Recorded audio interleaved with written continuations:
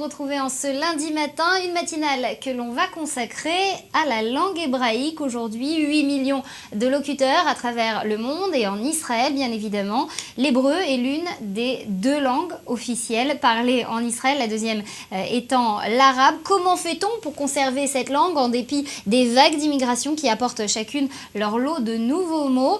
Comment l'hébreu originaire de la Bible fait-il pour survivre à l'heure du tout technologique, à l'heure des LOL écrits en SMS, des raccourcis venus de l'armée ou des likes réalisés sur Facebook? Nous en parlerons avec Nathalie Hakoun. Bonjour Nathalie. Bonjour. Merci d'être avec nous aujourd'hui. Vous êtes de l'Académie hébraïque de Jérusalem et également fondatrice du Centre international pour l'avancée de la langue hébraïque. On en reparle tout de suite après, mais pour l'heure, un point sur l'actualité avec Elsa Mimoun. Elsa, bonjour. Bonjour Nathalie, bonjour à tous. On ouvre ce flash ce matin avec la situation au Mali. L'armée française a poursuivi hier ses raids aériens dans le nord du pays. Les bastions djihadistes ont été pris pour cible. Jean-Yves Le Drian, le ministre de la Défense, a réaffirmé la détermination totale de la France et a indiqué que les actions militaires engagées seront poursuivies autant que nécessaire. Et toujours au Mali, les États-Unis apportent leur aide à la France pour lutter contre les terroristes. Le ministre français des Affaires étrangères, Laurent Fabius, a déclaré que les États-Unis ont fourni des équipements et une assistance pour transporter des armes. Le ministre a également précisé que la Grande-Bretagne, le Danemark et d'autres pays européens contribuent également à soutenir la France. En Somalie, le sort de l'otage français Denis Alex reste toujours incertain. Le président américain Barack Obama a annoncé que les États-Unis avaient collaboré avec les forces françaises dans le raid infructueux effectué en Somalie. Le pays aurait principalement apporté un soutien technique sans prendre part directement à l'assaut.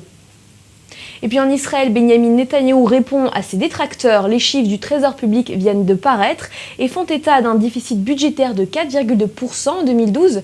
Le Premier ministre israélien s'est défendu en précisant que ce résultat n'était que légèrement plus élevé comparé aux estimations.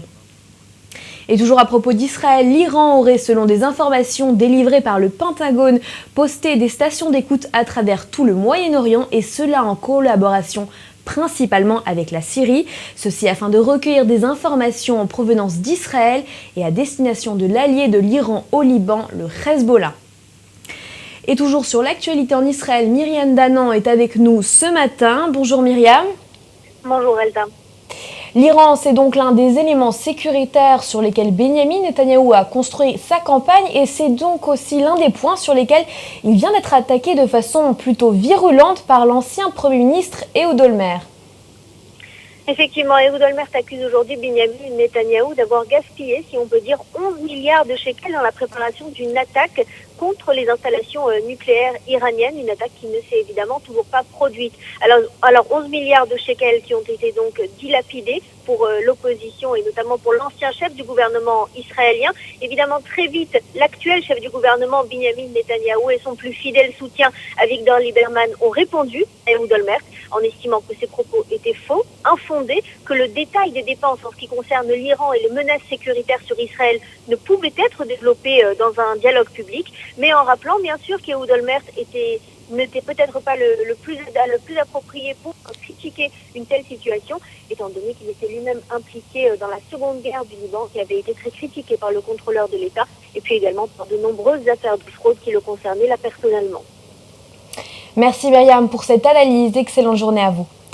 On passe à la Syrie. De nouveaux bombardements à Damas hier ont tué 9 civils, dont des enfants. Cette nouvelle attaque intervient alors que des accords sont envisagés pour un nouveau gouvernement de transition en Syrie.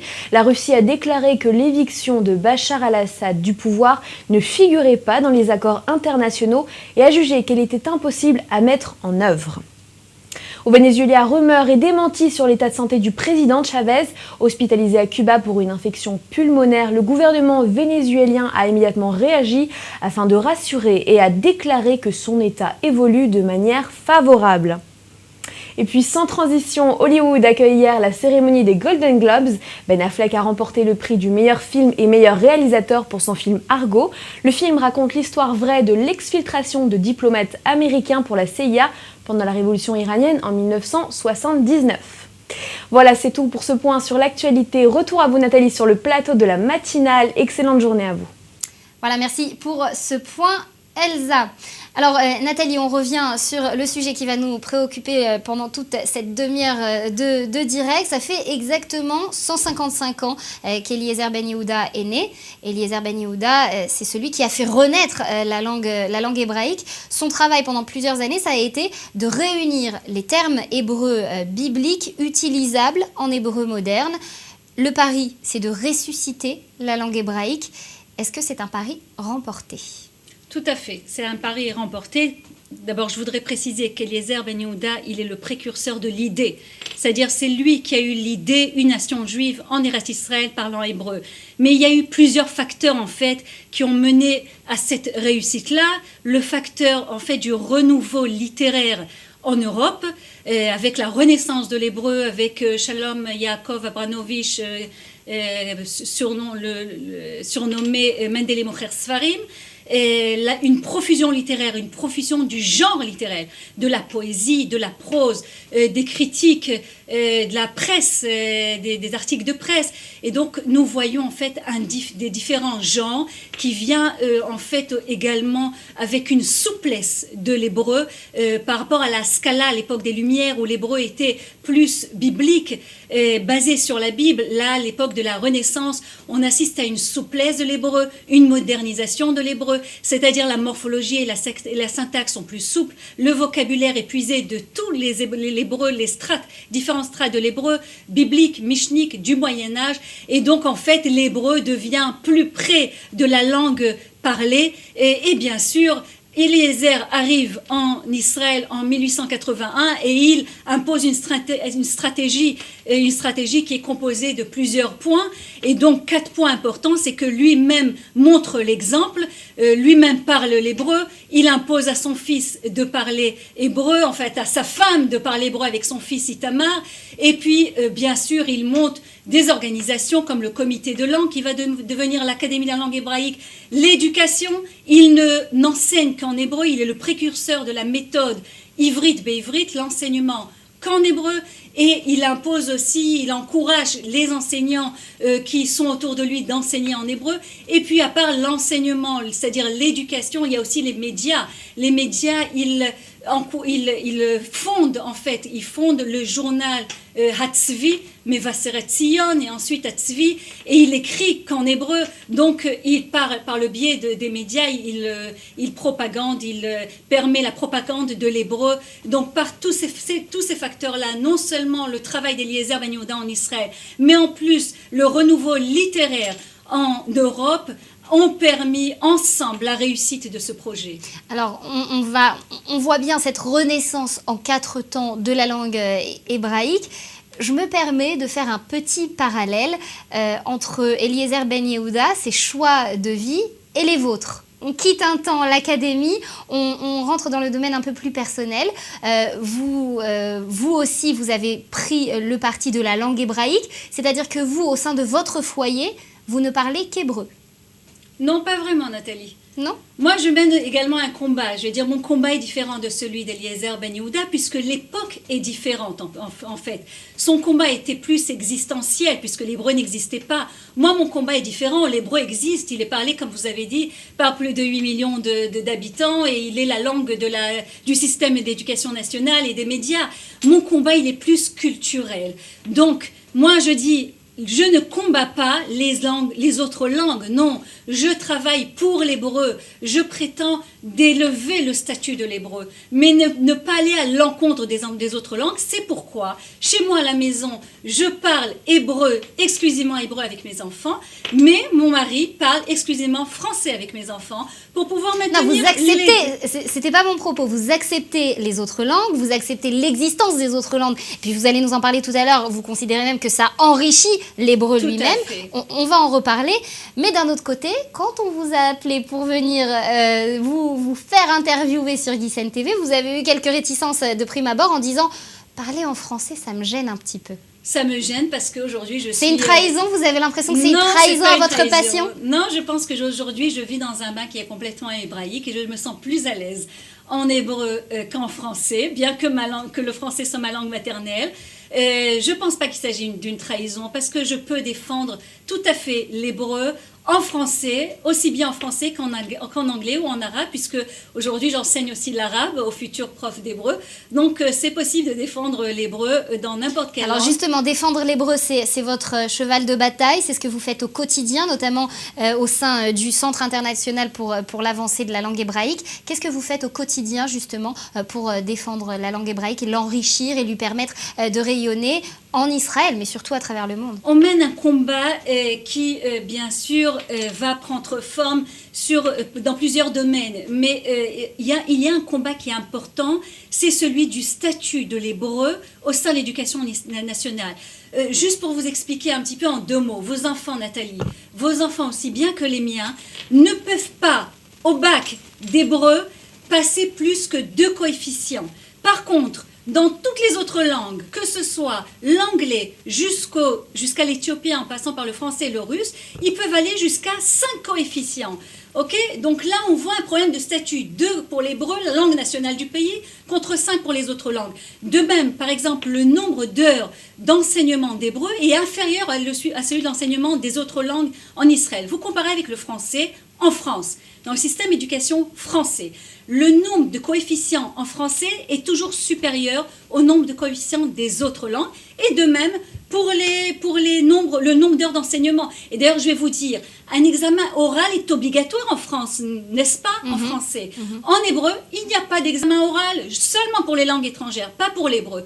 Donc cela, en fait, prouve qu'il y a un gros problème, il y a une atteinte au statut de l'hébreu en Israël. Est-ce que c'est ce qui explique qu'au sortir du baccalauréat israélien, on trouve certains élèves israéliens qui parlent avec des fautes de langue, c'est-à-dire confondent le féminin et le masculin, le pluriel et le singulier? Nathalie, je vais vous reprendre, ce n'est pas certain. C'est la norme en Israël. Malheureusement, la norme est qu'en Israël, lorsqu'on a fini le bac, c'est-à-dire un enfant qui sort de Kita Yudbet, de terminale, peut très très bien dire quelque chose comparatif, je vais le dire en hébreu par exemple, j'étais shekel, qui serait comparatif avec une garçon ou un fille ou des cheval en français, ça c'est ahurissant pour vous. Et bien pour Israël, c'est pas du tout ahurissant. Pour le système d'éducation, c'est quelque chose de normal. Et vous avez une raison de ça? Vous avez une explication à cela? Oui. Pourquoi est-ce qu'on ne met pas l'accent en Israël sur la conservation de cette spécificité linguistique? Oui, tout à fait. Je pense que si le système lui-même méprise le statut de la langue,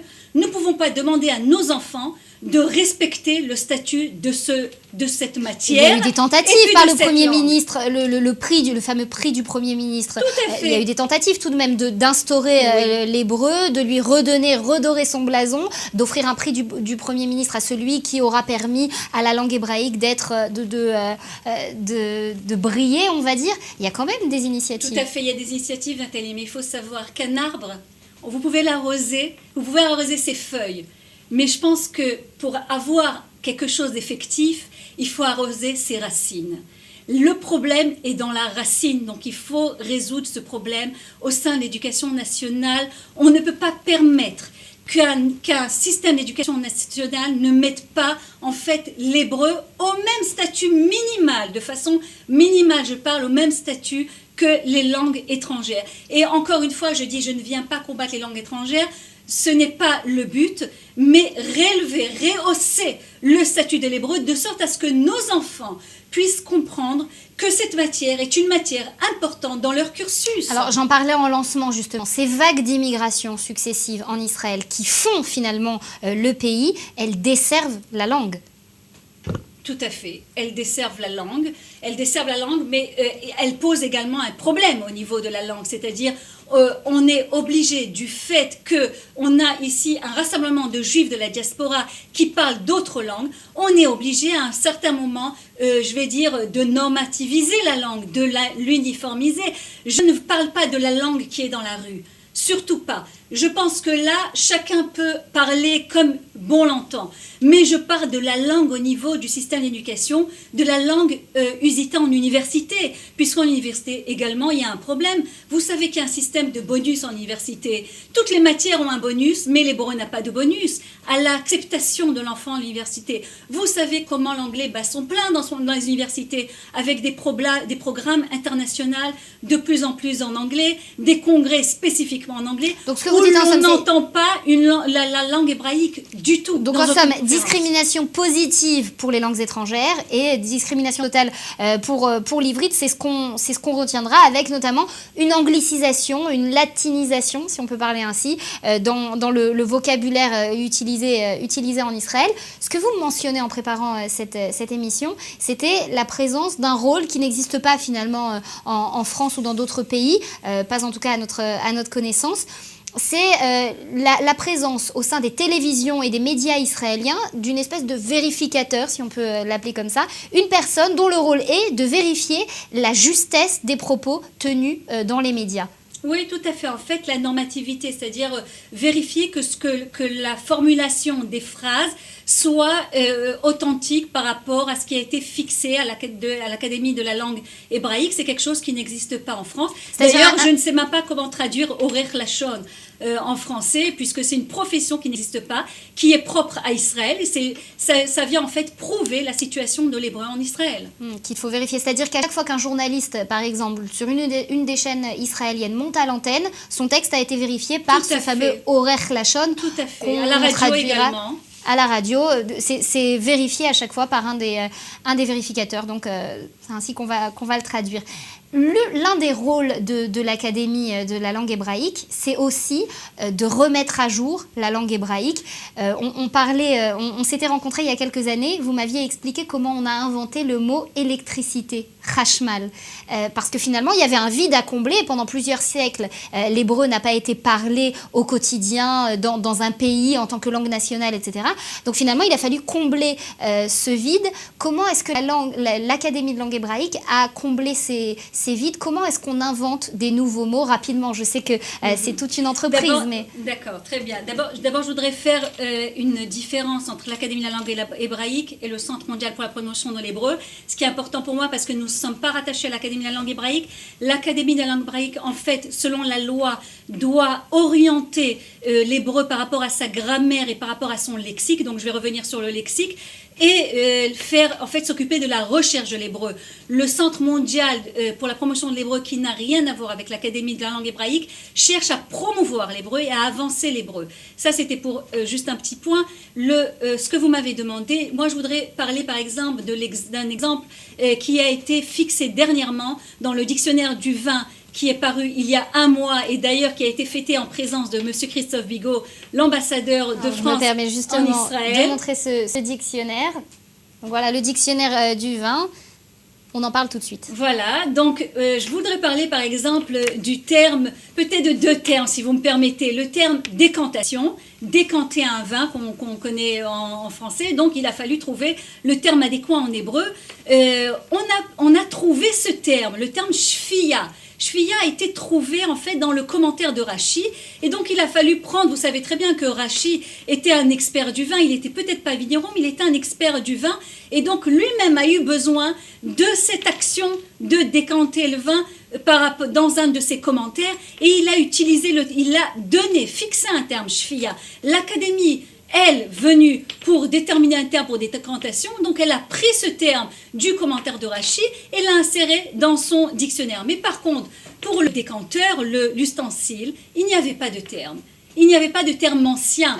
Il a fallu trouver un terme nouveau. Alors comment on fait? On a en fait une racine qui est prête, qui vient de shfiya, shafa, donc shfiya, shafa. On prend cette racine, on l'intègre dans une forme qu'on va dire nouvelle, et on forme mashpé. En fait, mashpé comme mashper, mashper c'est l'entonnoir, c'est la forme des ustensiles en hébreu.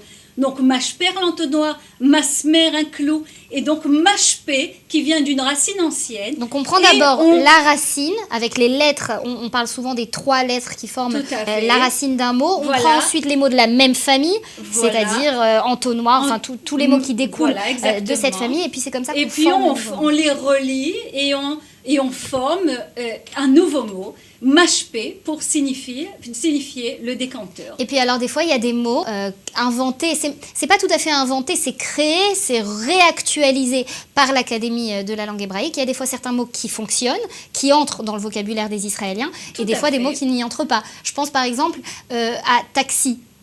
au tout début d'Israël, taxi, ça se disait taxi. Et maintenant, tous les touristes qui nous regardent et qui viennent en Israël, ils ne connaissent plus taxi, ils disent monite. Et c'est le mot qui est entré dans le vocabulaire courant. Vous avez depuis l'époque d'Eliezer Ben Yehuda aussi des mots qui ont été acceptés, des mots qui ont été refusés. Par exemple, mishtara, mivrechet, mishtara la police, mivrechet une brosse, glida, une glace sont des mots qui ont été institués par Eliezer Ben Yehuda et acceptés, c'est-à-dire qui sont enracinés dans l'hébreu d'aujourd'hui.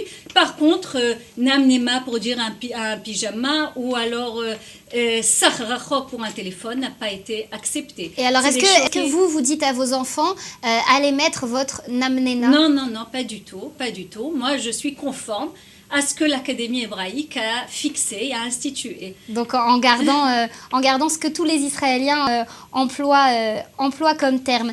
Si on pouvait parler d'un mot qui résume pour vous votre combat, qui résume ce combat pour maintenir la langue hébraïque à un certain niveau, un mot qui pour vous est caractéristique de votre carrière et de votre combat, ce serait lequel?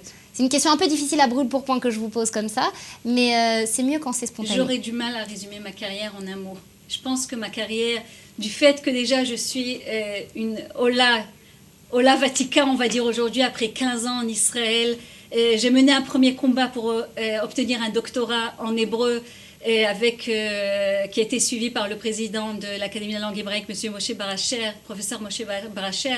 Donc c'était déjà un premier combat. Je pense qu'on ne peut pas parler en un mot d'un combat. Mon combat est très long. Aujourd'hui, je mène un deuxième combat. C'est le combat de l'hébreu par le Centre mondial pour la promotion de l'hébreu. Et il va être très très dur pour moi de résumer en un mot. Alors ce combat justement, en plus d'un mot, on y revient. Ce combat pour le centre du rayonnement de l'hébreu à l'étranger, est-ce que vous vous inspirez sur ce que vous nous disiez tout à l'heure sur les stratégies qu'a utilisé Ben Yehuda à l'époque pour faire renaître cette langue? Non seulement sur les stratégies qu'a utilisé Eliezer Ben Yehuda, mais il faut dire aussi que ce type de centre existe dans le monde. En France, par exemple, nous avons la défense de la langue française qui a été créée en 1954. Et en fait, en 1958, c'est en fait la suite de Cercle de presse Richelieu qui a été créé par Paul Camus en 1954. Et donc, eux, en fait, c'est ce qu'ils font exactement. Ils cherchent à faire rayonner le français, non seulement à l'échelle nationale qu'à l'échelle internationale. Et c'est exactement le rôle que l'on veut faire, c'est-à-dire non seulement élever le statut de l'hébreu en Israël, mais aussi à l'échelle internationale, puisque le problème existe également. Il faut savoir que l'hébreu va en désuétude également dans le monde. En France, nous avons un problème crucial. Vous savez qu'il n'existe plus de CAPES et d'agrégation en hébreu en France. Donc, de moins en moins de professeurs en hébreu. Les étudiants, en fait, on a concentré l'étude de l'hébreu dans quelques lycées, donc les étudiants n'ont plus envie vraiment de se déplacer, on a moins d'étudiants, et puis c'est presque la mort de l'hébreu. Nous avons vu il y a un mois qu'en Angleterre se pose un problème puisque la ministre Elisabeth Truss a décidé d'imposer cette langue obligatoire dans les classes primaires, dont bien sûr pas l'hébreu. L'hébreu ne fait pas partie, et il y a d'autres langues, mais l'hébreu ne fait pas partie, donc ça pose un problème, puisque les enfants doivent absolument choisir parmi ces 7 langues, et l'hébreu vient en fait en recul, et ça pose un problème. Ce problème-là existe partout. J'ai parlé avec des gens qui sont en Espagne ou au Mexique. Ce problème est mondial. Le recul de l'hébreu dans le monde est vérifié aussi bien par des chercheurs, je vais dire. Donc vous êtes là aujourd'hui pour tirer la sonnette d'alarme et nous rappeler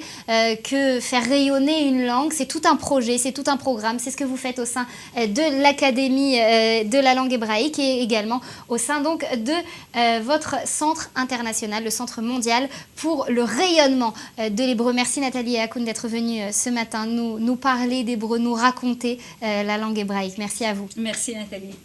Voilà, c'est donc ainsi que nous refermons cette édition. Merci à ceux qui ont permis de la réaliser. Merci à vous de l'avoir suivi. On se retrouve demain, même heure, même chaîne. Et d'ici là, portez-vous bien.